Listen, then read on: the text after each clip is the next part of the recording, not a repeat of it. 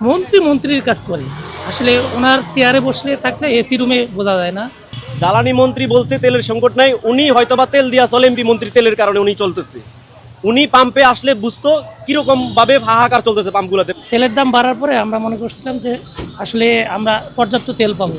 এখনও 700 টাকার তেল দিচ্ছে, আবার ফুয়েল কার্ড থাকলে 1200 টাকা দিচ্ছে। এটা মেনে নেওয়া যায় না। কারণ হচ্ছে তেলের দাম বাড়তি দেওয়ার পরও যে কেন আমরা সিরিয়ালে দাঁড়াবো বা পর্যাপ্ত তেল পাবো না, ঠিক আছে। এটা আর সিন্ডিকেট যেটা আছে সেটা সরকারকে ভালোভাবে খতিয়ে দেখে কিভাবে এটা রিজনেবল করা যায় এবং দ্রুত কাস্টমার সার্ভিস দেওয়া যায় এটা সরকারকে দেখতে হবে। সংসদে বসে তেলবাজি করে কখনোই দেশে চালানো যায় না।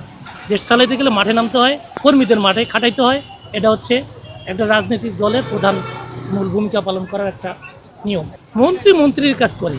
আসলে ওনার চেয়ারে বসলে থাকলে এসি রুমে বোঝা যায় না। এসি রুম থেকে বের হয়ে যখন মাঠে আসবে তখন বুঝতে পারবে, নেতাকর্মীকে মাঠে নামাবে তখন বুঝতে পারবে যে আসলে তেলের সংকট কীরকম এবং তেলের মানুষ তেলের ভোগান্তিটা করে। এই তেলের ভোগান্তির কারণে এখনও পর্যন্ত মানুষের দ্রব্যমূল্য নিয়ন্ত্রণ ধীরে বাড়তেছে। এটা নিয়ন্ত্রণ করা দরকার। সংসদ বা অফিসে থেকে মন্ত্রী চেয়ারে থেকে এটা সমাধান করতে পারবে না। মাঠে নামতে হবে, নেতাকর্মীদের মাঠে নামাইতে হবে। এটা হচ্ছে দেশের জনগণের সেবা মূল নিয়ম। Thank you. লাইনে দাঁড়িয়ে আছি ভোর 5টা থেকে, এখন বাজে 11টা 3।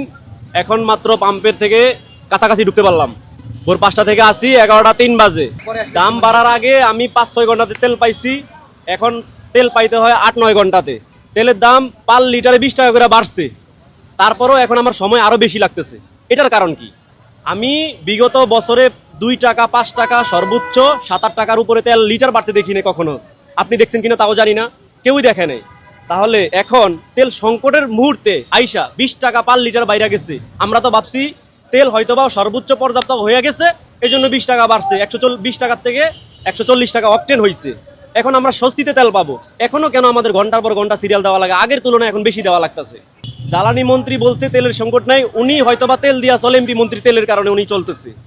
উনি পাম্পে আসলে বুঝতো কিরকম ভাবে হাহাকার চলতেছে পাম্পগুলোতে। পাম্পে আগে গাড়ি আসতো 2-3টা, এখন গাড়ি আসে মাত্র একটা, সর্বোচ্চ কোনোদিন 2টা। এই 1-2টা গাড়ি দিয়ে কোনোদিন তেল দিতে পারবে না। এখন জ্বালানি মন্ত্রী তো হচ্ছে মন্ত্রীদের তেলে চলতেছে, উনি তো আর ওই যে লাইনের তেলে তো চলতেছে না। তাহলে উনি কিভাবে বুঝবো যে তেলের সংকটটা কোথায়?